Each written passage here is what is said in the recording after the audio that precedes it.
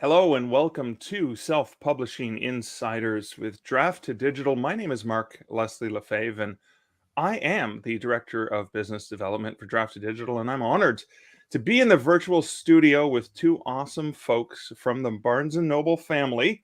I have Susan and Adrian from Barnes & Noble. Welcome, guys, to the live. Thank you. Happy to Thank be you. here. Yes, So happy to be here. let's maybe I'll start with you, Susan. You obviously your title at Barnes and Noble, and then I'm gonna actually want to dig into how you got started Yeah, as well. Just a little bit of a background before we jump into some of the fun topics. So take it away, Susan. sure. So yes, Susan is my first name and McCulloch is my last name. And my current title is Senior Director of Nook. And I've had many titles over the years at Barnes & Noble, but that's my most recent one. Awesome, cool. And Adrian, what title are you wearing currently? Adrian Moore, of course, and my title is Digital Account Manager for Nook. So I manage all the digital accounts, eBooks, and periodicals. Awesome. So I'm lucky that I get to hang out and network with you and chat with you guys behind the scenes as we're working with Nook, a very prestigious partner of ours. But I'm curious, how did both of you guys, how did you get into, and I'll do the reverse one this time, how did you get into the book industry itself? And specifically, when did you land at Barnes & Noble / Nook? Sure.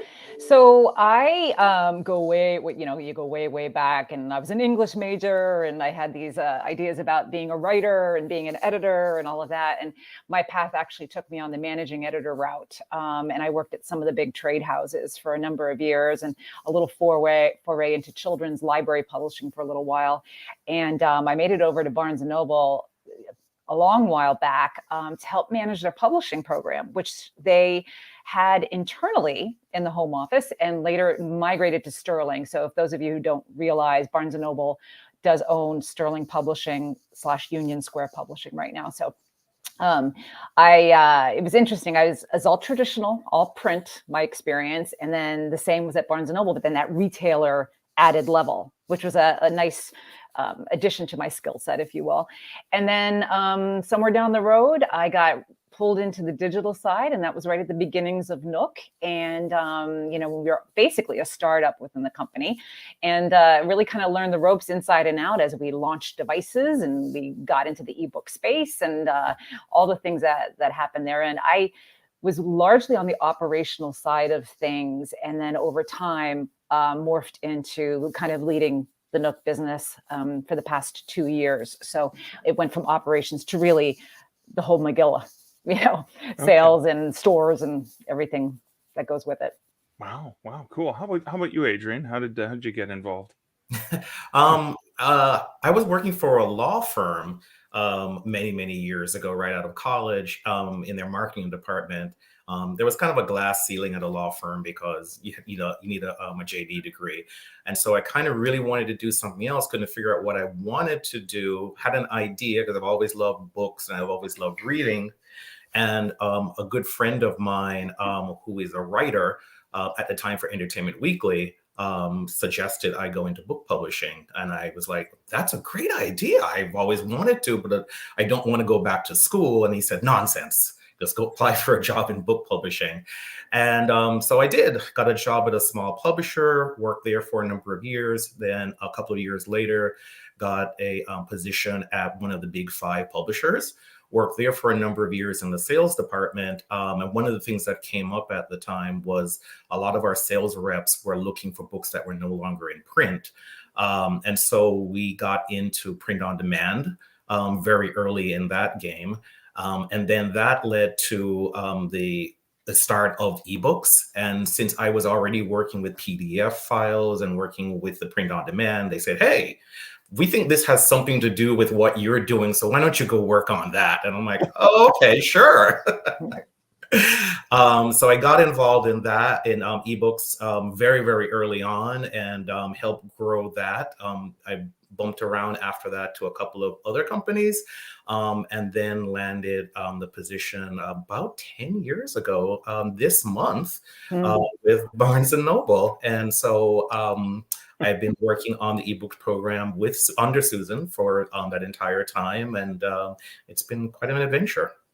Wow, 10 years old, just like Draft to Digital. Happy anniversary, Adrian. Well, Your thank May you. anniversary. You beat me to it. I didn't even say it myself to you. Darn it. So I am dying to know, since you've both been in the industry before ebooks happened, like myself, you've been around there. So I beg to ask the question, and I'm just curious. Print books, reading on Nook, which is a phenomenal. Nook has always created great devices. Do you read on Nooks? Do you read on on the Nook app on a tablet or phone, or is print books? How do you consume your books? Yeah. Well, for me, I think in the beginning, when you're working in the business, you do end up getting a device in your hands. And so that makes it easy to kind of make the leap. And I think in the beginning, I was a little bit of P, a little bit of E. And then I actually was a reader. I don't know if your audience is familiar, but Barnes & Noble runs this Discover Great Writers program. So I was a reader for that program. And so my consumption was easiest through digital, because I had to read like 3 books a week and weigh in on things. And that was just the easiest ways to get them. And so that's what kind of transitioned me. And now I like to read E because the volume and the ease, and then I can bump from device to device. So that's my preference. Okay, cool. How about you, Adrian? I do a little bit of both, mostly on E, and I will tell you the reason why why I sometimes read a print book is because we do have print books in the office from time to time, and so Right. I have to read that way.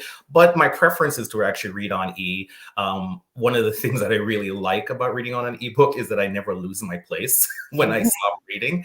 Right. So I'd have to say all of my books that I've read over the last, I don't know, like few months, if not the last year, have all been on an e-reader. Right. I'm currently reading Persephone's Rising from the Expanse series. Wow. So Okay. yeah, I'm excited about that. There we go. Good stuff. So I guess I'm curious, because you'd mentioned being in the office. Now, since March of 2020, we haven't really been in the office all that much. There were some time periods where we got back into the office. I mean, I've always worked remotely, but the Oklahoma City office, your office, is it located in New York with the rest of like Barnes & Noble? Yeah, COVID really changed some things for us, because we had a home office that was across the way from our flagship store, which is Union Square in Manhattan. Yeah, our favorite store. And we were just down the road a little bit, and a Right. bunch of floors of people. And then there was the distribution center, and there were offices there. And then Westbury, Long Island. And so what happened during COVID, as it's happened with a lot of companies, is that we did shrink quite a bit, and then started looking at costs. So long story short, they revamped 2 floors next to the Union Square office. So that is our new home office. And it's bright and airy and lofty, and, with open spaces for everybody. So that really is where we are.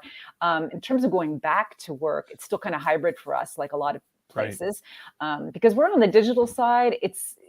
We're comfortable with the hybrid model, whereas some of our colleagues do come into the office more often. We're in a flexible state, kind of do what works best. Good stuff. Good stuff. I was just curious to know. Oh, go ahead. No, I was just going to add to that. Yeah, what Susan just said is that we were, as a digital office, used to working across like miles. We used to have an office out in California, and we used to work with our California team. We had an international office at one point, so we used to work with those people. So we were very used to being like all over the place in terms of our communication. So it was very natural fit for us to actually work from home.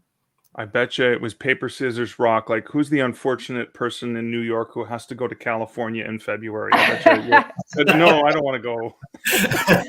I miss those days. Actually, I was I drew is it the long straw or the short straw? No, I drew the long straw. I think I got to go a few times. It was fun.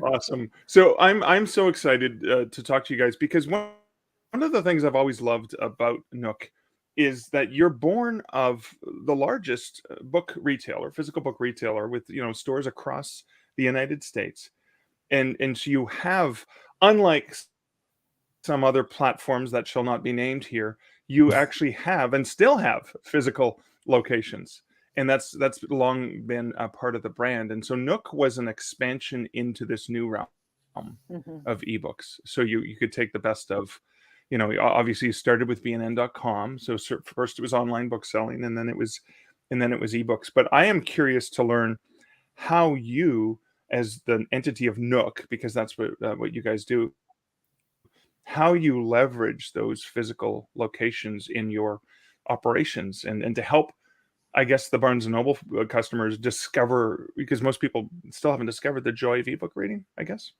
What are some of the things you guys have done to leverage that in a way that nobody else can, really? Yeah, and I do need to say to your audience, I mean, it's been ups and downs for sure. So to not to talk too much at length, but when we first started the Nook business, the company was all in, and it was exciting. It was bright and shiny and lots of investment. And we had huge kiosks in the store. You walked in and you had a Nook team. You had booksellers who were completely grounded in selling those Nooks and really, getting the word out. And we had some commensurate market share because of that.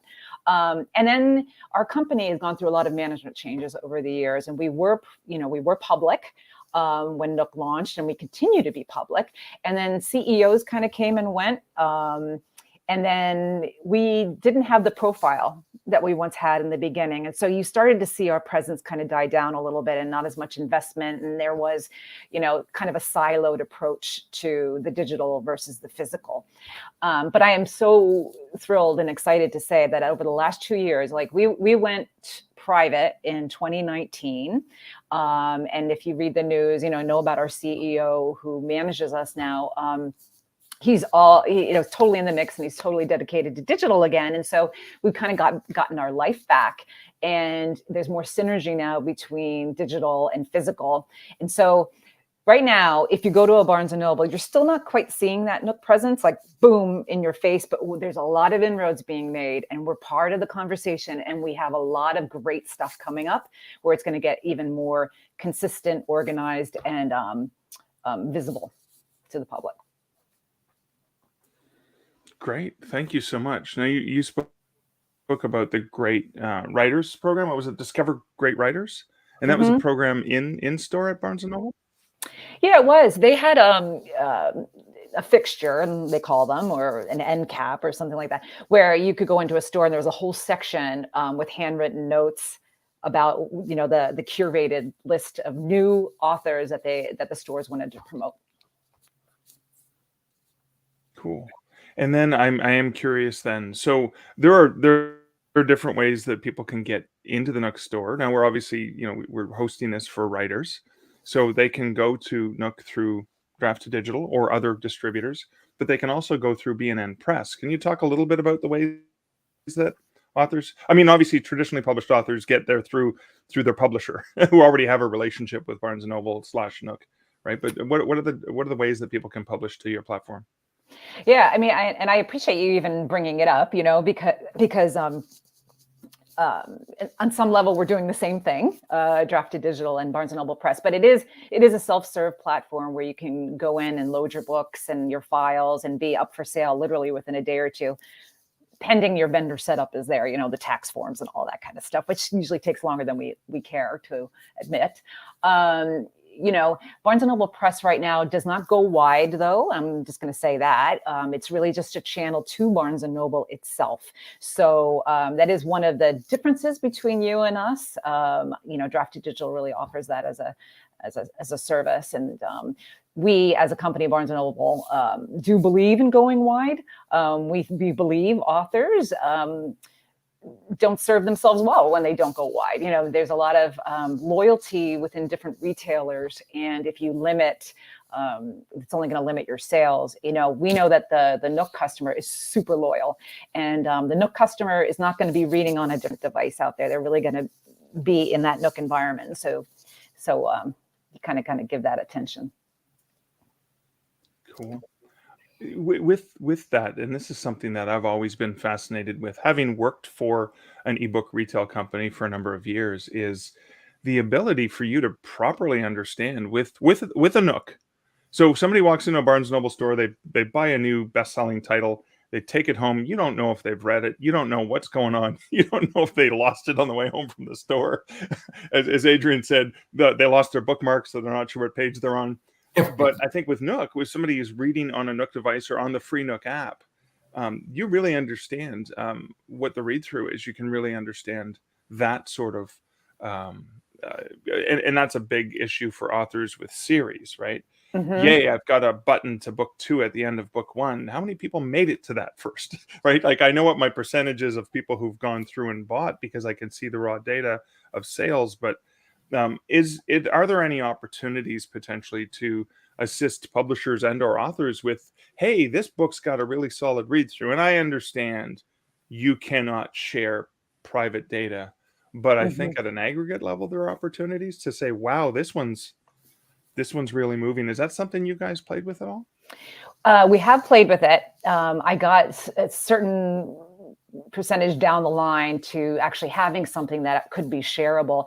There was just some wonkiness with the data. And then what happened was we had other priorities. And so we kind of backed off that a little bit and have been really just kind of looking at the sales and the aggregate and less the intention inside the book. However, that does exist. And we do want to go back to that. As I alluded to before, the team kind of shrunk during COVID, but it's growing back up again. And we're looking for those opportunities right now. And there's a really great tech team in place right now who's going to kind of help surface all of that. Good stuff. And I've seen, especially in the last couple of years, I know COVID's had an impact on all businesses, but this was obviously a part of the Barnes & Noble business that, ironically, in March 2020, we had to close down physical locations. People were locked down. They couldn't go outside. Ironically, you could get a book on your Nook instantaneously, and ironically, that digital file did not come with a virus, right? Like that was the unique thing. So it seems like there's been a growth or a resurgence in the last few years on Nook itself and Barnes & Noble. Can you talk a bit about that? I know it has, I think, partly to do with some of the autonomy that Mr. Daunt has provided folks within the Barnes & Noble family. Can you talk a little bit about some of that growth and resurgence that you've seen?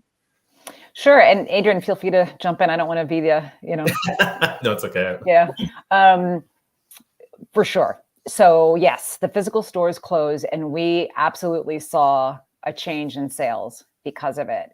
And that also gave us more legs when it came to, I don't want to say respect because it makes it sound like we were disrespected before, but we just, we really were very important to the organization's P&L and overall sales. And so, yeah, we saw those behaviors. We saw an increase in units sold, dollars spent,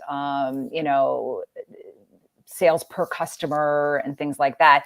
Then, as you might imagine, Mark, is that it's kind of leveled out back out a bit as more and more people are going back to stores. But BarnesandNoble.com, which is really very supportive of Nook right now and is going to be even more so and more so and more so, they were hugely important too. Like the growth on the website was fantastic. And that's given us opportunity to kind of tweak and make improvements because of that. It also helps that I think that during the pandemic, there was a lot of people who were had kind of drifted away from ebooks, as you said, and just because they had an ebook reader or they could obtain an ebook reader, they're almost reintroduced to digital reading that they kind of had forgotten about because there was that big thing early on with the ebooks that everybody was like, oh, ebooks are going to be the next big thing. It's going to take over. And I always thought it was just going to be a format where certain people like reading in that way. And it's true. We look at our metrics and there are certain people who like reading on a digital device. And surprisingly, there's a lot of people who are big readers. The casual readers are the ones who kind of really drifted away a little bit. And I think the pandemic reminded those casual readers like, oh, yeah, I can actually read a digital book. I don't actually have to go into a store. I can actually browse and get it on my app or get it on my device that's been sitting over here on a shelf. And we've seen some movement in that direction. Good stuff. Now, we've done stuff collaboratively, myself and Megan, who's our new promotions coordinator on the team, and we'll be doing some stuff with you guys collaboratively. But let's talk a little bit about author promotions. I know there's kind of two ways they can get them. If they're publishing direct through B&N, I know you have opportunities, and there's even sort of a self-serve marketing tab that you can access. Or through Draft to Digital, it's a lot more manual, but we do work collaboratively with you. Can you talk about what are the kinds of books you're looking for in order to satisfy those Nook readers? Yeah, I wanted to touch on that, and it might be already something that's well known, but the Nook customer is really about commercial fiction by and Yeah. large. Mhm. So we're talking romance, we're talking mysteries and thrillers, we're talking science fiction, fantasy. Every week I look at what does the print sell and what does the e sell, and there's Mhm. not always a lot of overlap. Like literally from week to week, there might be one title that showed up in both. Like James Patterson and Dolly Parton's collaboration. Oh my gosh, that was on both lists for weeks on end. It's just everybody wanted that. That said, and series, because people like to binge read, right? That's Yes. huge, Mhm. so Yeah. like boom, Series boom, very- boom.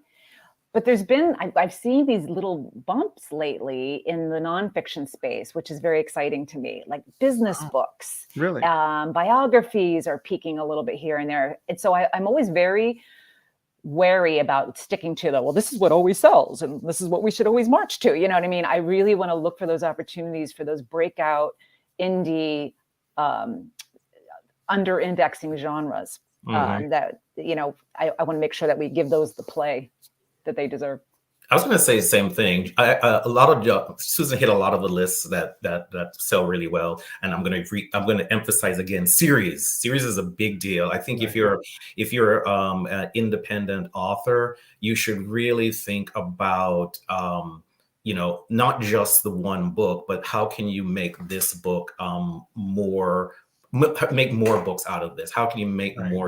make a full series of books? Because once people find you and they like you, they want to read the next thing and they want to read the thing after that. And so it behooves you to plan ahead to how can you extend the character or extend the locale that you've already built from the first title. Okay, cool. Yeah. That kind of leads me to maybe a leading question of something that I know we've talked about previously is so I have series, I have books in series. How can I, as an author, best optimize my books or my metadata, to use one of my favorite words? How can I optimize my metadata to help Barnes and Noble and Nook get this ebook of mine or digital asset of mine into the hands of the right reader? So I mean, obviously series metadata is very important for Mhm. that. Yeah, it is. When you're inconsistent in how you're presenting your series and your metadata, it's gonna script. Because look, the website is a lot of it is human touch. Don't get me wrong, but there are certain algorithms, and series is one of them. If we want to serve them all up in the same search, they need to be consistent so that you can see that. And we weren't the best at presenting series until recently. We've gotten a lot better about serving up the series, because now, like, you go onto a product page and at the bottom it'll show you chronologically what else is in the series. It's a bit Mhm. manual still, Right. but we're really trying to improve on that. Specifically though, I'm not sure what some of the errors people are making, Adrian, in their series metadata. One of the things I would say is just numbering your series. That's very important Right. because we do have authors who have books in a series, but they haven't actually numbered them. It makes it hard for our merchandising team to actually know what order books should be in. It also makes it hard for a user to actually figure that out as well. So I would definitely say it's getting a number on there. Adrian, should it be in the title field as well as the separate data field? Yeah. Yeah. Yes, it should. Yeah. If you can get a number in there, like just a subtitle, book, whatever, however you want to put it in there, it would be absolutely great. Oh, okay, that's interesting, because I would have thought that you wanted to have the series in a separate field all the time and make that that is searchable, clickable I It's think browsable. just both. both. Yeah, Yeah. yeah. So Yeah. it's just Because really helping the customer find the right, make sure they're looking at the right order or whatever for the books. Mhm. exactly. Because I think if you put it in the data, it will end up on the product display page, Right, but a user or customer is not necessarily going to drill down right, to the bottom of the page. They're mainly looking at, oh, here is this title. I'm going to go with that. I'll tell you something funny that ends up happening with us a lot, where right.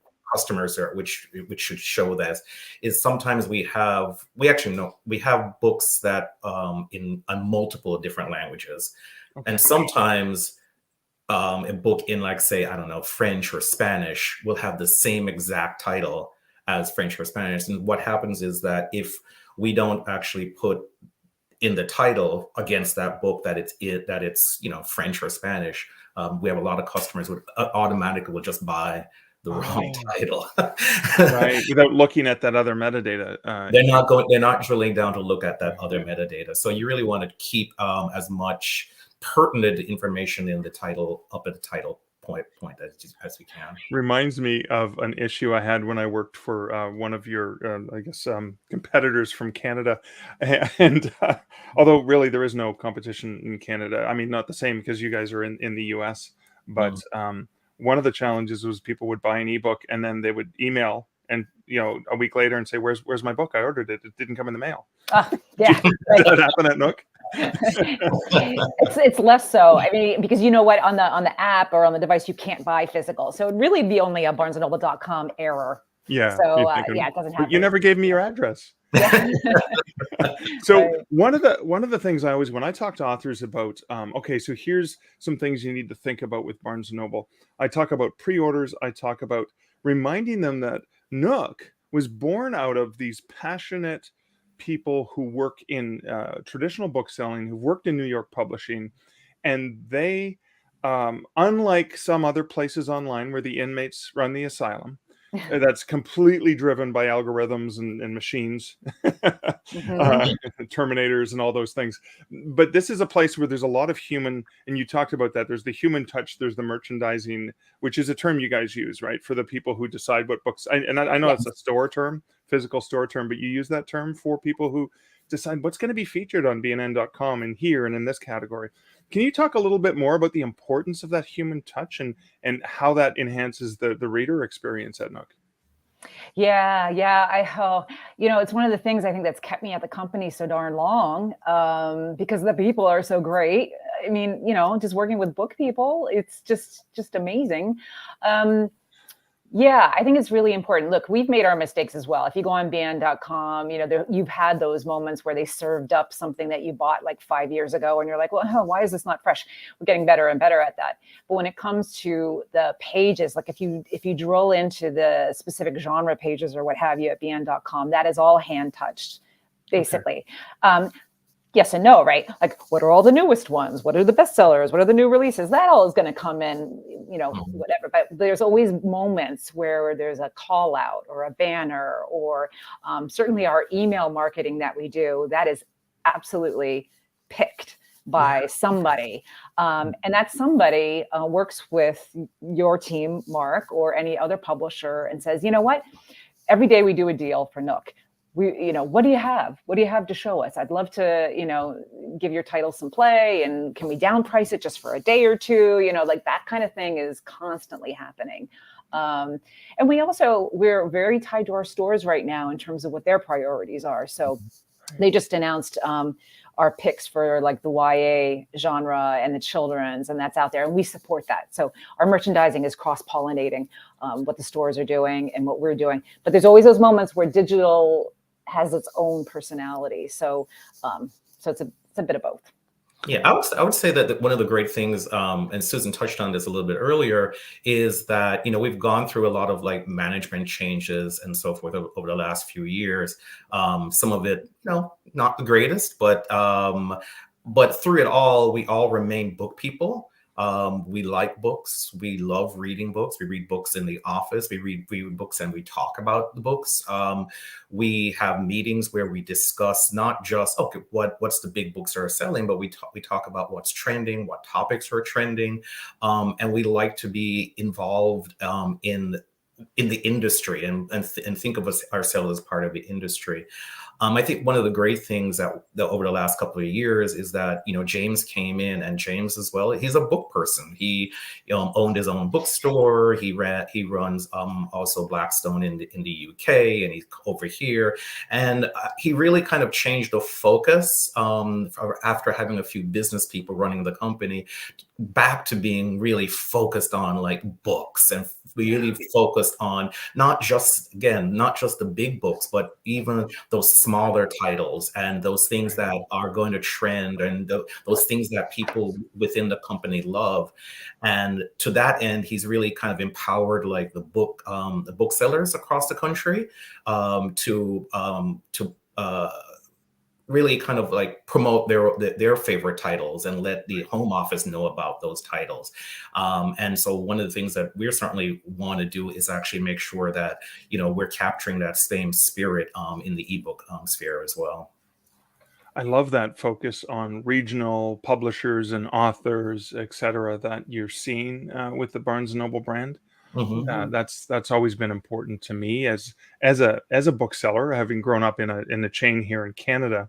Having seen, you know, as we got towards the end of the last century, moving more and more towards centralized buying. And I used to buy for my store, and then it was taken away from me, and it wasn't as fun as a bookseller because I couldn't.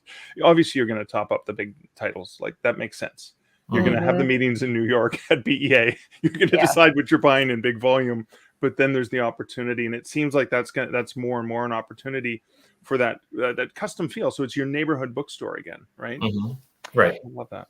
Yeah, and Mark, you know, we spoke recently about this idea, you know, our store is going to support indie publishing more going forward. And I really do think that we are moving toward that because of what James has been doing about putting power in the hands of the local stores. If you have a local author or a local interest, the home office isn't going to know that. And so there is opportunity for authors to approach their local stores and say, hey, I can fit here. Like, can you put a couple titles out? And I wish I could tell your audience that it's really easy. Just, you know, talk to your representative at D2D, or if you're on Barnes & Noble Press, talk to your Barnes & Noble Press and just get your book in there. It's not that easy.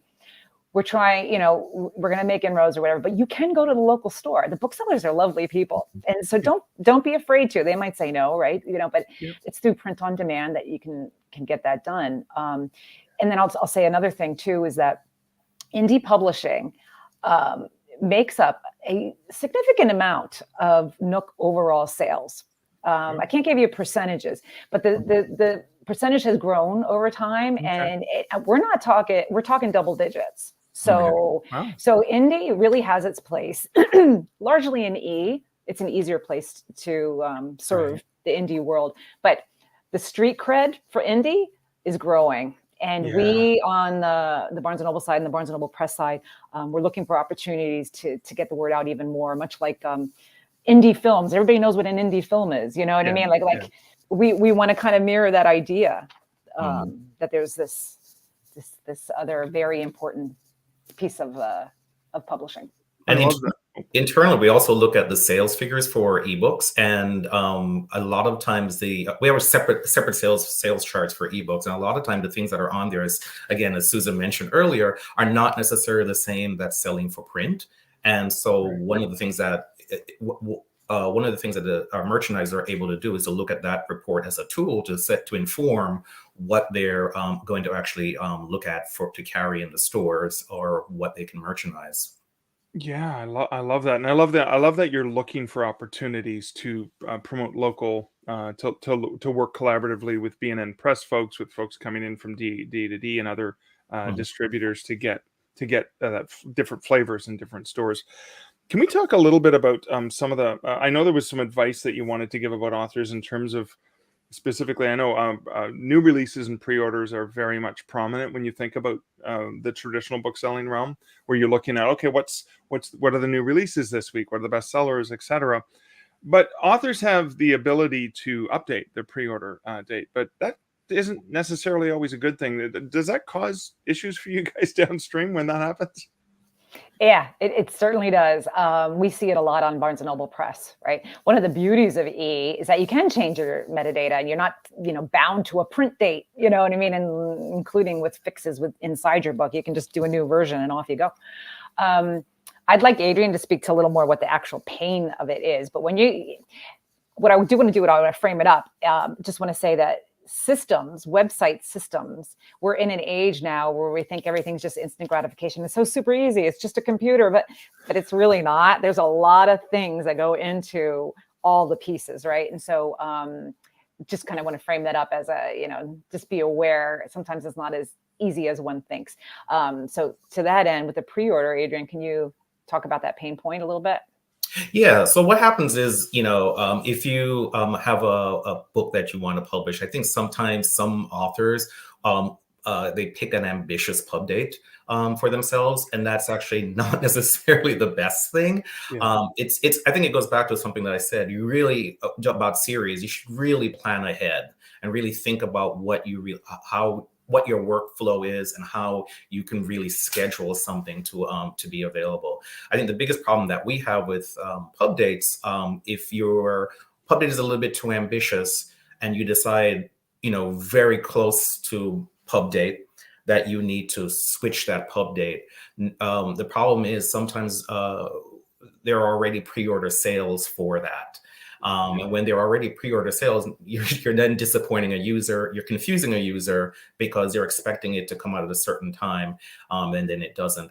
And then it really, I don't want to get into too many details, but on a back-end system, there's things that can happen, such as missing your pub date entirely. Which causes a lot of confusion for users. It causes the title to actually completely disappear off the site, so you cannot actually get future pre-orders. There's a lot of manual things that need to happen to actually get that pub date changed and get that book back up on the platform. So my recommendation is, try to really think about that pub date and actually push it out as far as possible. It's better to do that than to ever actually change the pub date. You really want to keep that pub date locked in for when you say it's that book is going to be available. But if you do, sorry, Mark, but if you do have to change the pub date, which look, that happens, people, right? But just far enough in advance, right? So that we can offset some of the technical challenges. The day before is just please no. Right, exactly. Yeah. I mean, you would know a month ahead probably if you're not going to be Yeah, I mean, I work with the big five publishers. They change pub dates as well, but it's really when they do it, it's absolutely they have to do it, and they're not changing it like the day before, a month before. They're changing it 3 or 6 months before, either backwards or forward. So that is fine. It's just really when you're getting close to a release date, you really that shouldn't be happening.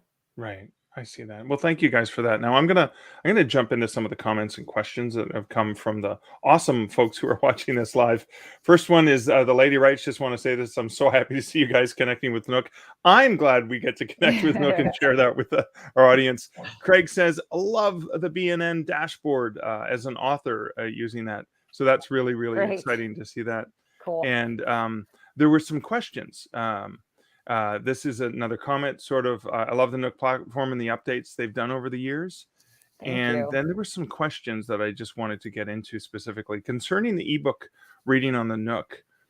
Can we copy and paste, highlight, and search for content in the ebook? Yeah, we have all those functionalities. There's bookmarking, there's highlighting, there's sharing. There are limitations to character count because we have to worry about, what's the word? Copyright. Thank you. Oh my God, I'm so far away from traditional print. I couldn't even remember the word copyright. What is wrong with me? But yeah, it's all in there. And if you had a Nook, it's also posted online. There's a user manual that kind of runs through all that functionality. If you just wanted to go on bn.com on the help articles. Cool, thank you. Catherine asked another technical question. Does the Nook support full color children's book? I imagine that's different for different devices. Yes. Excellent question. Adrian, do you want to take this one? Yeah.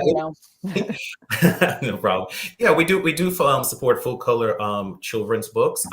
We use EPUB 3 FXL for them, and Drafted Digital, I believe we have a full color children's book through that. It is limited to certain devices. Obviously, we have tablets that it's available on, and it's also they're also available on our Nook app, and of course on desktop. They're not available on our e-ink readers because it's impossible to make a black and white e-ink reader color. I mean, without It's ruining the screen with your crayons and stuff, right? well, well. The crazy thing is now there is color e-ink readers out there in the It's been world. developed, So yeah. Slowly coming out, Keeping our yeah. eye on that, yeah. Yeah. yeah. And if the challenge even with color e-ink, if it goes that way, and for your audience, e-ink is just like when you have a black and white reader, it's so you don't have that LCD glare. Yeah. They're working on a version of a black and white that can accommodate color, but even that's going to be kind of washed out for the foreseeable future, and authors could get rather, you know. Yeah, this They art wouldn't is like that. important. I want it to look nice. I get that. Yeah. So a comment. This is just a fact for people who are listening. We were talking about this earlier. This came from Lexi on the Draft Digital teams. Fun fact: when publishing with D2D, we add the series and volume info into your title when we send it to Barnes and Noble. So you, as an author, if you've entered your series metadata, we'll take care of what Adrian talked about, putting that series metadata in front of your title. So don't worry about doing that. We'll take care of it for you. That's a heads up. So, Yeah. another one coming from our Vice President of Operations, Dan Wood, says, could you share, would you be able to share any basic info on the current demographics of B&N readers? And maybe that is either B&N readers or Nook readers in general. Yeah, sure. I don't think that we've done a full-on survey in the past couple of years, but it tends to stay the same. So we do skew female, and it is more, 30s and up. That isn't to say we're not hitting people in their 20s and all of that, but we tend to skew a little bit older, and more of a higher median income level, than maybe other places. But we very much want to get after the younger market as well. And, we think the Nook app is one way to do that. You don't have to own a device. Maybe it's, you're reading for school or whatever it is. We're really exploring those areas. And also with our new launch of audiobooks, or our relaunch of Barnes & Noble audiobooks, digital audiobooks, we're hoping to kind of expand our base. Oh, good stuff. And So I would just add to that is that on the Nook devices, our users are avid readers. So these are readers who read lots of books. And it's surprising that you would think that a lot of people who read a lot of books would like, oh no, we really want to have print. But no, actually a lot of avid readers. And these are readers reading like 2, 3, 4 books per month, even more than that, are big Nook users. Cool. So a more technical question from the lady writes, can links to different pages within a book be included in the current iteration of Nook Press, i.e., doing like a choose your own adventure copyright, just select your own thrill type book? Yeah, that's a tough one, because you're basically bumping somebody out to a different place, right? We try to keep people contained in where they're at. We don't like to bump them to another web browser or whatever. That doesn't sound like it would be a web browser, but it does sound like it would be another piece of content that you would have to, basically, we call it a digital locker. So you get your book inside your digital locker. You'd have to bump to another asset within the locker. So it's a little tough. I think it's an interesting idea. I think that might be in the bucket of, is there enough of that to warrant the development to support that? Right. And it's never really kind of made it above the line, at least till now. Right. And the only thing I also will add to that, I keep saying that, the only thing I want to add to that, one of the things that we found in the past is that our readers they don't really like fancy. They really like things pretty straightforward. So there was early in the ebook scene, there was a lot of like what do they call that? The enhanced ebooks where put in some audio, put in some video. Never got the legs, yeah. And people just were not interested in that. They really, when you look at it head to head, and even at the same price, enhanced versus the regular, people always just chose just the regular. They just wanted to read the text. They wanted to just fall into the book, right? And just be consumed and not be reminded of the platform. So I'm going to ask a high-tech question, because this is big. So Lee asks, will the Nook audiobook program accept AI voice books, which are becoming more and more commonplace lately? Yeah, I'm not the best. So we have a director of audiobooks, Jennifer Perry. She's amazing. We went to market with what we call an MVP, and then definitely talking about phase 2, phase 3, phase 4. Right. AI has come up, but I don't know that it has a date or a target yet. So Okay. I can So always find out, stay Mark, tuned. and I can let you know, Mark. Yeah, thanks. And maybe Yeah. we can do a post on our blog to share that with people, just as we help share insights to the industry. So I have to ask this one. So Randall, who from Scribe Count, who's very concerned with authors' sales data and helping authors understand where they're selling books, is asking, are there any plans to make any improvements to the sales reports, i.e. more data that authors can act? Because knowing their sales in a live fashion can help improve their sales. I guess probably specifically talking about B&N Press.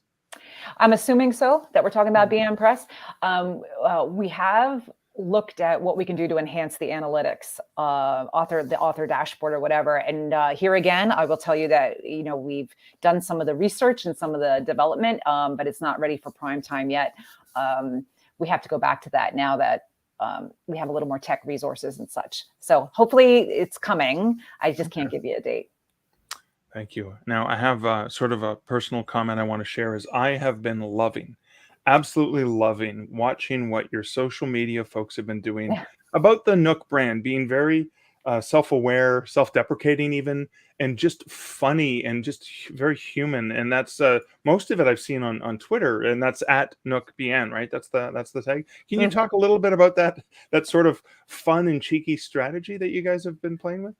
Yeah. I mean, I think one of the advantages of for a while flying under the radar is that we have a little more autonomy about what we do in the Nook space, and we saw a need there. Look, the Twitter feed was just kind of dying on the vine, and we also felt like it was elephant in the room. Like, why are we not talking about the friction and all of that? Like, why make people wonder and guess and all of that? So to just put it out there, be like, yeah, we hear you, we know what the media is saying, and yeah.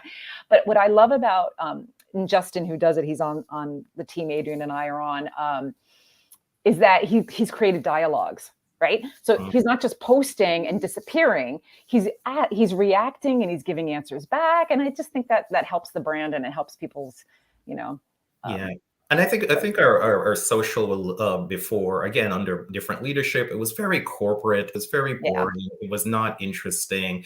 And I think people saw through that and they weren't engaging. And I think really what's being brought to it now is a kind of an excitement, a little verb, and people really get that it's a real person that's actually doing this, even though sometimes some people are made up in it, but or names are changed to protect people. But I think you get a sense that from, one of the exciting things about working at Barnes & Noble for the last 10 years is just really the people that are behind the scenes. And it really gives a little bit of a view into the fact that we are real people, we are interesting, and we are interested in books, and we are interested in how those books play out in the public. So I think that's what you get from our social at this point. Yeah, of course. Yeah. And a comment from Lexi, as the D2D social media gal, nothing but love for whoever's behind the Nook Twitter, and that's Justin. So I'm gonna pass that along. I appreciate that. Yeah. Well, I want to say thank you guys so much for coming and hanging out with me today. I've kept you a little bit over time from the time I promised we would end, but we were having so much fun. I just wanted to keep talking. So thank you guys so much. People can check out bnn.com. And find links to all the various things with Nook and Barnes & Noble Press and Drafted Digital, etc. I do want to invite folks who are interested in our lives. Feel free to bookmark us. d2dlive.com. We try to do these chats with fascinating and fun industry professionals from across the book industry to help inspire you, the writers. Susan, Adrian, thanks again so much for hanging out with me today. It's a pleasure, and I'd be happy to do another one. And if your audience wants specific topics, we can come back anytime. Oh, maybe we'll send questions in advance or something. That would be fun. Thank you. Thank you guys again. That'd be great. Thank you again, Mark. I appreciate this as well. And as Susan says, happy to be back. Awesome. Have a great afternoon. Bye-bye. You too. Bye, all.